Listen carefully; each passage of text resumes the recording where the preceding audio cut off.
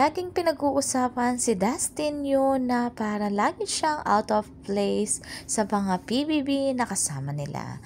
Ngunit sa party na ito ay lagi nga siyang kasama sa mga group picture. May usap-usapan nga sa social media na nag-post si Mika, ngunit inalis niya ito sa kanyang account at pinag-usapan pa nga na kinabukasan ay pumunta si Mika sa restaurant ni Dustin. Mukhang kinwento niya ang lahat, bakit niya inalis ito. At namataan ng mga fans na lagi ngang lumalabas ang dalawa.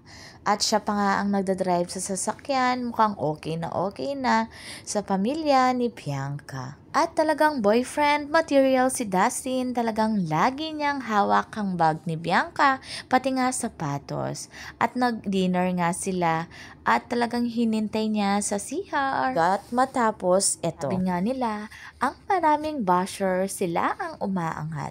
Ganyan ngayon kay Dustin kahit maraming tao na may ayaw sa kanya, basta si Bianca ay gusto niya si Dustin, walang problema ito kay Dustin.